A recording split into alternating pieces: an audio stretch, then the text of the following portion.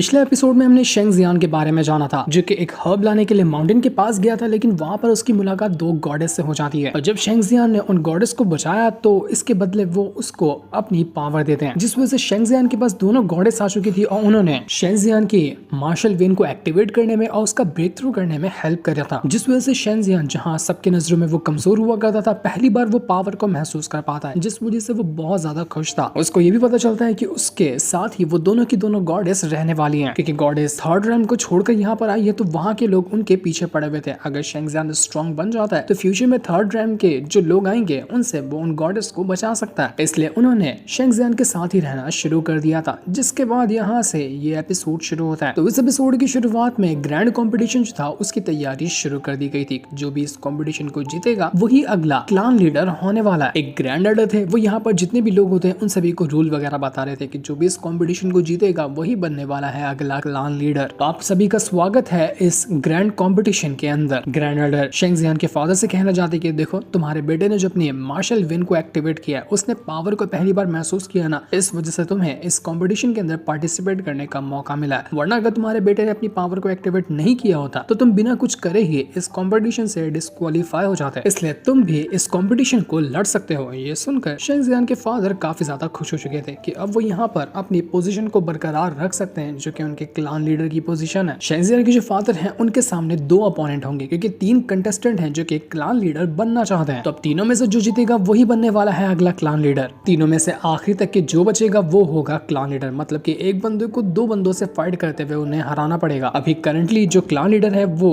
शेंग जियान के फादर हैं, तो सबसे पहले उनको ही जाना था बैटल अरीना के अंदर। जियान का जो फादर था वो कहने लग जाता है कि ये ना शेंग जियान का फादर शेंतियान जो है, मानता हूँ कि वो बहुत ज्यादा स्ट्रॉन्ग है, लेकिन एक साथ दो बंदों को हराना बहुत ज्यादा मुश्किल होगा। मुझे नहीं लगता कि वो ये काम कर पाएगा। आज तो लगता है कि उसके लीडर की पोजीशन जाने वाली है और बड़ा बुरी तरीके से वो मार खाएगा। मेरी बेइज्जती की थी ना, उसका भी वैसा ही हाल होने वाला है। शेंग जियान थोड़ा सा परेशान था कि फादर उसके पहले क्यों जाएंगे। अगर पहले वो जाते हैं तो उनको ही एक के बाद एक करते हुए दो बैटल कंटिन्यू लड़ना पड़ेगा, उनको आराम करने का बीच में मौका ही नहीं मिलेगा। तो वो अपने फादर को मना करा था कि ये लोग उनकी चाल है, वो आपको फंसाना चाहते हैं। लेकिन शेंतियान कहने लग जाता है कि देखो मेरे बेटे, अब जब मैं बैटल के अंदर आकर खड़ा हो चुका हूँ तो एक लड़ने के लिए आया या दो लड़ने के लिए क्यों ना आए, मुझे उससे अब डर कर पीछे कदम नहीं हटाने हैं। मैं सभी का चैलेंज एक्सेप्ट करने के लिए तैयार हूँ। वो बैटल अरीना के अंदर आने के बाद अनाउंस करते हैं कि कौन आना चाहता है मुझसे पहले फाइट करने के लिए, उसका वेलकम है। तो वहां पर एक टकलू आता है। टकलू एल्डर था, वो यहाँ पर आया था शेंतियान से फाइट करने के लिए। वो कहने लग जाता है कि शेंतियान, अभी तू यहाँ पर सरेंडर कर दे। अगर तू सरेंडर करता है ना तो मेरा बड़ा भाई जब यहाँ का लीडर बनेगा, क्लान लीडर, तो उसके बाद कोई कोना तेरे लिए छोड़ देगा जहाँ पे तू आराम से रह सकता है। वरना अगर तू यहाँ पर फाइट करता है तो अभी के अभी तू मर जाएगा। बोल, सरेंडर करता है, अपनी जान बचाना चाहता है या फिर मरना चाहता है? तो शेंतियान कहना चाहता है कि बकवास बातें बनकर बैटल लड़ने के लिए आया ना, तो बैटल लड़,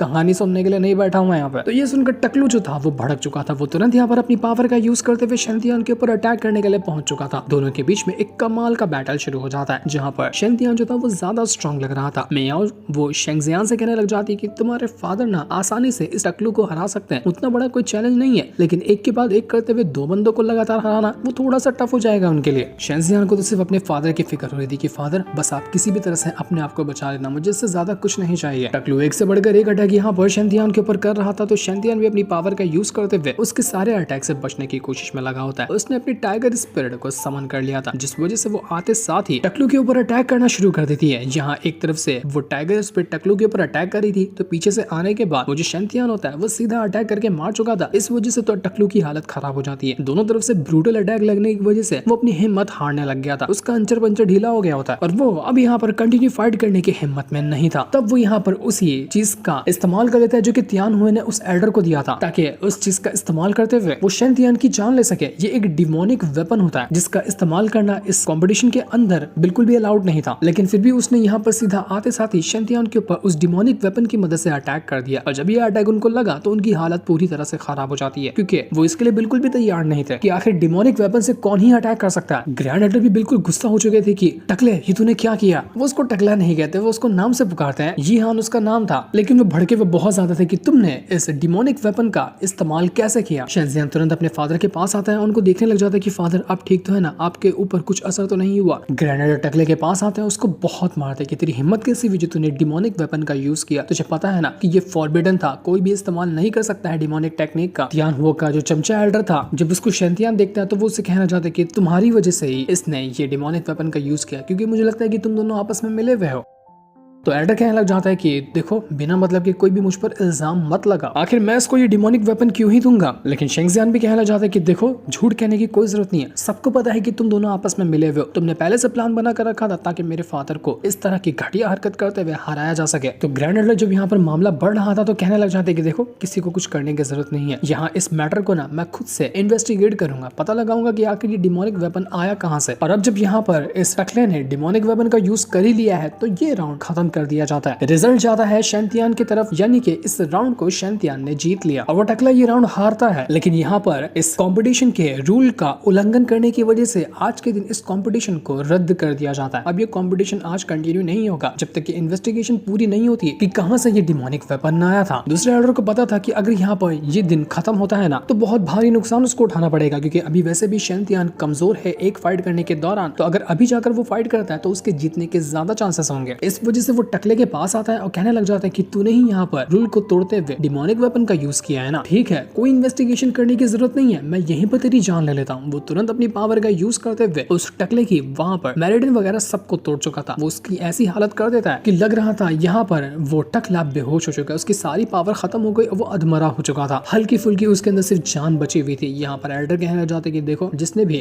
कंपटीशन के रूल का उल्लंघन किया है उसको सजा मिल चुकी है, तो अब यहाँ पर इस कंपटीशन को रद्द करना आज के लिए बिल्कुल भी सही नहीं होगा। मैं तैयार हूँ कंपटीशन कंटिन्यू करने के लिए, मैं फाइट करने के लिए तैयार हूँ शैंतियान से। तो शेंगजियान कहने लग जाता है कि देखो ऐसा नहीं हो सकता, अभी तो यहाँ पर मेरे फादर को वो डिमोनिक वेपन का अटैक लगा है, वो भी उस अटैक से रिकवर भी नहीं कर पाए खुद को, अगर अभी फाइट करने जाएंगे तो वो कैसे फाइट कर पाएंगे, नहीं आज ये फाइट नहीं हो सकती। लेकिन एल्डर कहने लग जाता है कि देखो रूल बदला नहीं जा सकता, जिस दिन कंपटीशन शुरू किया जाता है उसी दिन फाइनल नतीजा भी निकल कर आता है। मैं यहाँ पर बैटल करने के लिए तैयार हूँ, तो अपने फादर को जाकर मनाओ ना कि वो भी यहाँ पर अभी फाइट को कंटिन्यू करे। वो यहाँ पर शैंतियान को उकसाने की कोशिश कर रहा था और उसकी बातों में आकर शैंतियान कहने लग जाता है कि ठीक है मैं तेरा चैलेंज एक्सेप्ट करने के लिए तैयार हूँ, मैं करूंगा तुझसे फाइट। बस एल्डर यही तो चाहता था कि वो किसी भी हालत में फाइट करने के लिए शैंतियान को मना ले और ये हो भी गया। अब शैंतियान को हराना उसके लिए बिल्कुल भी मुश्किल नहीं होगा। शेंगजियान बिल्कुल परेशान हो चुका था कि फादर आप ये क्या कर रहे हैं, आपको अभी फाइट नहीं करनी चाहिए। लेकिन उसके फादर कहते कि देखो बेटा ये छोटी मोटी डिमोनिक टेक्निक ना मेरा कुछ नहीं बिगाड़ सकती, मैं बिल्कुल ठीक हूँ, मुझे कुछ भी नहीं हुआ, तुम मेरी फिक्र बिल्कुल भी मत करो। तो एल्डर यहाँ पर शैंतियान से कहना चाहते कि देखो मैं यहाँ पर तुम्हें एक और मौका देता हूँ, तुम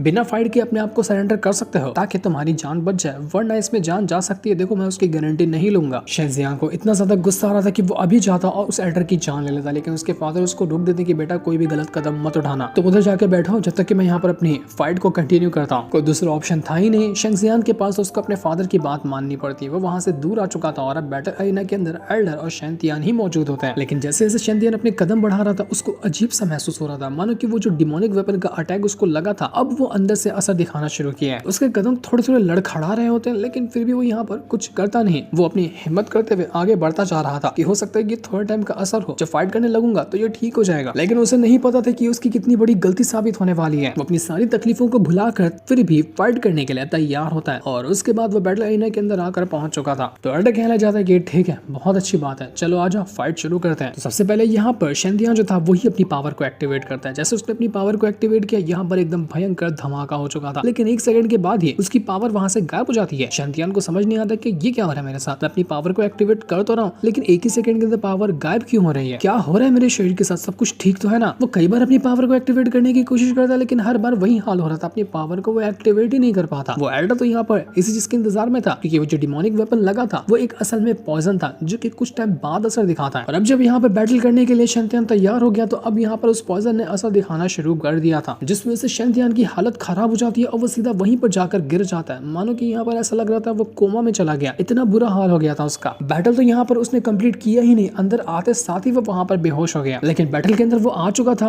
बैटल अरेना के अंदर, तो मतलब कि वो यहाँ पर फाइट करने आया था। तो इस वजह से वो जो एल्डर होता है वो ग्रैंड एल्डर से कहने लग जाता है कि देखिए मैंने यहाँ पर फाइट तो नहीं की, लेकिन फिर भी जब खुद ही यहाँ शैंतियान मर चुका है तो इसका मतलब कि वो ये मैच हार गया। इस मैच को जीतने वाला मैं हूँ, मैं बना हूँ इस क्लान का अगला लीडर। तो जरा आप यहाँ पर रिजल्ट सुना दीजिए। शेंगजियान जो था वो एकदम परेशान हो चुका था अपने फादर की ऐसी हालत देखकर। वो भागकर अपने फादर के पास जाता है और देखने लग जाता है कि फादर आप ठीक तो है ना, आपको क्या हुआ। लेकिन उसके फादर कुछ जवाब नहीं देते। ऐसी उनकी हालत हो गई थी कि उनको कुछ होश नहीं कि आसपास क्या हो रहा है। ऐसा लग रहा था कि शायद वो मर गए या फिर ऐसा कोमा में गए हैं कि उनका होश में आना नामुमकिन है। शेंगजियान के आंसू नहीं रुक रहे थे कि फादर नहीं हो सकता आपको कुछ भी, आपको क्या हुआ, आप होश में आइए ना। लेकिन उसके फादर उसके किसी भी सवालों का जवाब नहीं देते। जितने भी लोग ये बैटल देखने के लिए आए थे सबकी आंखें नम हो जाती है।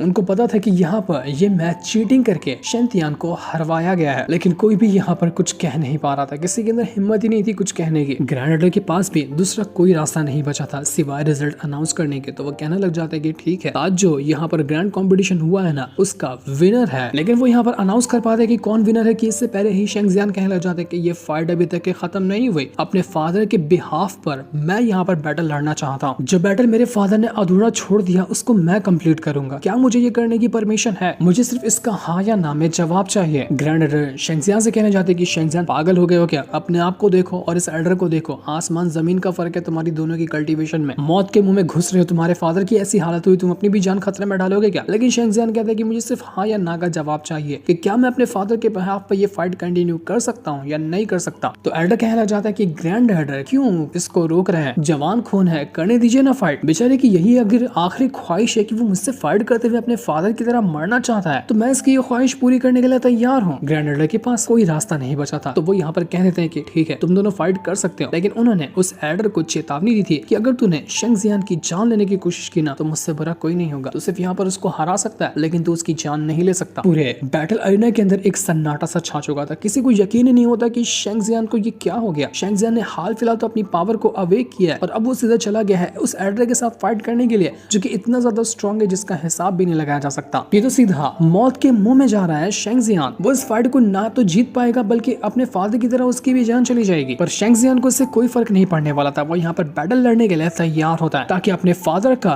जो हाल हुआ है ना उसका बदला वो ले सके। और वो यहाँ पर रुकने वाला बिल्कुल भी नहीं है। वो बहुत ज्यादा गुस्से में था। एडर कहने लग जाता है कि शेंगजियान तू सिर्फ अभी मार्शल रेल्म के 3rd लेवल पे मौजूद है और तुझे क्या लगता है कि तू यहाँ पे मेरा मुकाबला कर लेगा? अबे पहले जा कल्टीवेशन लेवल समझ के आ कि कितना आगे हूँ मैं, उसको समझने में तेरा दिन निकल जाएगा। बड़ा आया मुझसे फाइट करने वाला। वो तुरंत ही यहाँ पर अपनी पावर का यूज करते हुए अपने मैस्टिक आइस डोमेन को एक्टिवेट कर लेता है। उसके पास आइस डोमेन की पावर थी। जैसे ये हुआ था पूरा बैटल अरीना ना आइस से भर जाता है और ये आइस थी उसके कंट्रोल के अंदर। जिस तरह से चाहे वो उस तरह से इस आइस को कंट्रोल कर सकता है। तो शेंगजियान तुरंत यहाँ पर अपनी पावर का यूज करते हुए अपने फायर पावर को एक्टिवेट करता है ताकि आइस के सामने फायर पावर जब एक्टिवेट होगी तो थोड़ा सा उसको हेल्प मिलेगा। लेकिन वो एडर तो यहाँ पर आइस क्रिस्टल बनाते हुए एक के बाद एक करते हुए शेंगजियान के ऊपर अटैक करना शुरू कर चुका था। शेंगजियान जितने भी अटैक करने की कोशिश करता वो हर बार अपने सामने आइस शील्ड बना देता। तो यहाँ पर शेंगजियान का एक भी अटैक उसको लग ही नहीं पाता। शेंगजियान ने सारे अटैक यूज करके देख लिए थे लेकिन फिर भी कोई फायदा नहीं हुआ। वो कितनी कोशिश करता मारने की लेकिन वो एक भी अटैक ढंग से कर ही नहीं पा रहा था। तो ये देखकर शेंगजियान जो होता है वो तुरंत ही अजूर ड्रैगन टेक्निक को जो वो सीख रहा था उसके पाम अटैक का यूज करता। जैसे उसने पाम अटैक का यूज किया वो जो आइस शील्ड बनाकर रखा था एल्डर ने एक पल के अंदर ही वो चकनाचूर हो जाता है। हालांकि अजूर टेक्निक को उसने अच्छे से कल्टीवेट नहीं किया था लेकिन जितना भी कल्टीवेट किया उसने यहाँ पर उसका कुछ हद तक के साथ दिया। एल्डर भी ये चीज देखकर एक पल के लिए हैरान रह चुका था कि ये क्या किया इसने, इसके पास टेक्निक तो बड़ी अच्छी है। वो कहने लग जाता है कि चलो अच्छा है, इतनी आसानी से तुम नहीं मरोगे, थोड़ा बहुत तुम्हारे साथ खेलने में मजा जरूर आएगा। वो अपने आइस डोमेन की पावर को और ज्यादा भयंकर तरीके से बढ़ा चुका था जिस वजह से जमीन को फाड़ फाड़ कर अंदर से आइस क्रिस्टल बाहर निकल आने लग गए थे। जहाँ शेंगजियान कदम नहीं रखता वहां पर उससे पहले नुकीले क्रिस्टल बाहर निकल कर आते और अगर एक भी क्रिस्टल लगे उसको तो उसका शरीर बीच में से छलनी हो जाएगा। इस तरह की ब्रूटल अटैक का उस एल्डर ने यहाँ पर यूज कर लिया था जिस वजह से कई सारे अटैक जाकर शेंगजियान को लग भी जाते हैं। बहुत ज्यादा वो मार खा चुका था उस एल्डर से और जहाँ वो अपने आप को बचाने की कोशिश करता उसी मौके का फायदा उठाते हुए एल्डर उसको बहुत मारता। शेंगजियान यहाँ पर समझ ही नहीं पा रहा था कि असल में चल क्या रहा है और तब तक कि उसके बहुत सारे अटैक जाकर लग चुके थे। उसका शरीर पूरी तरह से छलनी हो जाता है। जगह जगह पर वो आइस क्रिस्टल जाकर घुस चुके थे। वो एल्डर कहने लग जाता है कि तुझे ना दिमाग में थोड़ी सी अकल होनी चाहिए, लगता तूने भूसा भर कर रखा था जो तूने सीधा सीधा एक एल्डर को चैलेंज कर दिया। तुझे पता है ना कि एक मामूली से कल्टीवेटर जो कि तू है उसमें और एक एल्डर में कितना फर्क होता है। तूने मौत को सीधा चैलेंज किया है तो मौत तो तुझे आकर गले लगाएगी ही। शेंगजियान की इतनी बुरी हालत वो जो दोनों गॉडेस होती है वो अपना उस अंगूठी के अंदर से देख रही थी। उनको बहुत बुरा लग रहा होता है शेंगजियान की ऐसी हालत को देखकर कि ऐसा रहा तो यहाँ पर शेंगजियान अपनी जान गवा देगा। जियान जो थी वो बिल्कुल रोने लग गई थी। वो भाग कर जा रही होती है शेंगजियान के पास आके उसको बचा सके लेकिन उसका पेटला बाप उसको घसीट लेता है कि तू यहाँ पर नहीं जा सकते, ये क्लान कॉम्पिटिशन है, तू इसके बीच में इंटरफेयर करेगी जाएगी तो और बड़ी मुसीबत हो जाएगी। इस वजह से बेचारी जियान शेंग जियान को बचाने के लिए जा भी नहीं पाती, बस उसके पास वहां बैठकर रोने के अलावा कोई दूसरा ऑप्शन बचा ही नहीं था। जिसके बाद वो जो एल्डर होता है वो तुरंत ही अपने आइस क्रिस्टल का यूज करते हुए शेंग जियान के ऊपर अटैक करने वाला था, जो कि उसका फाइनल अटैक होगा शेंग जियान की जान लेने के लिए। ग्रैंड एल्डर से कहते हैं कि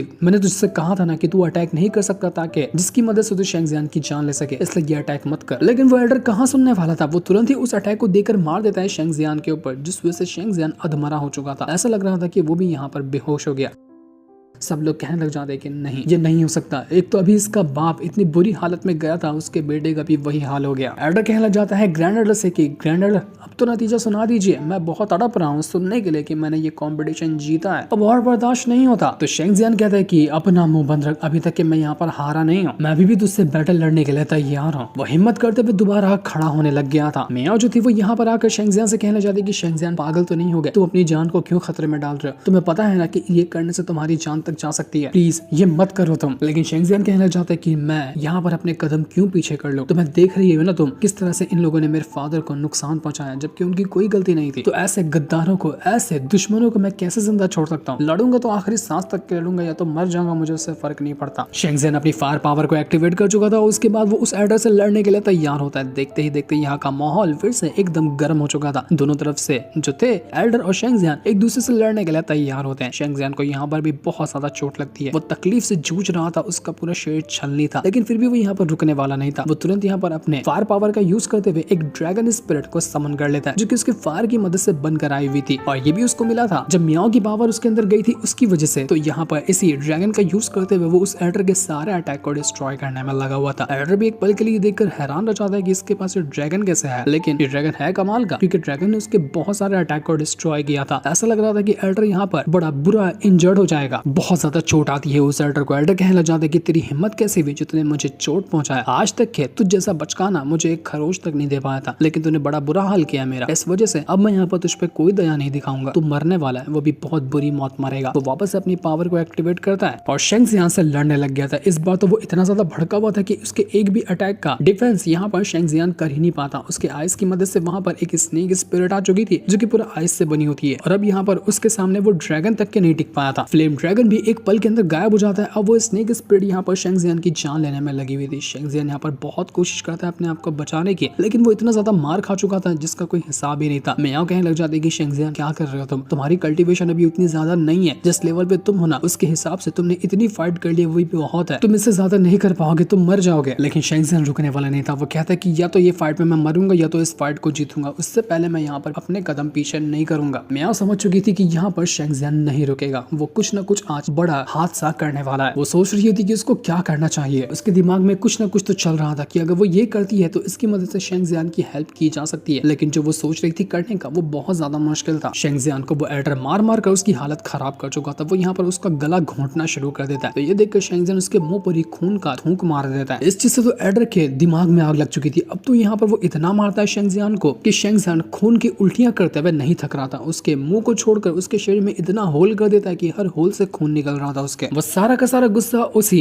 शेंग जियान के ऊपर उतारने की कोशिश करता है। शेंग जियान अभी भी यहाँ पर एल्डर से फाइट करने में लगा हुआ था, और लेकिन यहाँ पर शेंग जियान की हालत पूरी तरह से खराब हो चुकी थी। अगर वो एक मिनट भी और यहाँ पर टिका रहा तो वो लगता है कि यहाँ पर मर जाएगा। तब वहाँ पर मियाओ जो थी वो कहने लग जाती है यूयू से कि यूयू अब से सिर्फ तुम्हें ही इस शेंग जियान का ख्याल रखना है, मैं जा रही हूँ। यूयू भी हैरान कि मियाओ तुम क्या करने वाली हो, तुम ऐसा मत करो, लेकिन वो मियाओ तो यहाँ पर रुकने को तैयार ही नहीं थी। जैसे यहाँ पर एल्डर ने एक बहुत ही ज्यादा ब्रूटल अटैक कर दिया था शेंग जियान के ऊपर, और ऐसा लग रहा था कि शेंग जियान बस यहाँ पर अब मारा ही जाएगा। तो ये देखकर शियान जियान भी जो थी वो एकदम ज्यादा इमोशनल हो जाती है। सब लोग अपनी हिम्मत हार चुके थे कि नहीं अब यहाँ पर शेंग जियान नहीं बचने वाला, वो मर चुका है। बस कुछ आखिरी सांसें गिन रहा था शेंग जियान, पूरी हिम्मत उसकी जवाब दे चुकी थी, शरीर भी उसका टूट चुका था, कुछ भी नहीं बचा था उसके अंदर। इस एल्डर को भी लगने लग जाता है कि फाइनली अब तो मैं जाकर जीत गया, अब मुझे नहीं लगता कि कोई भी यहाँ पर ये टाइटल मुझसे छीनने वाला है। बहुत यहाँ पर इस शेंग जियान ने मुझे परेशान किया, लेकिन फाइनली मैंने इसको भी हरा ही दिया। सभी लोग यहाँ पर एकदम इमोशनल हो चुके थे, लेकिन तब वहाँ पर जहाँ शेंगजियान मौजूद होता है उसके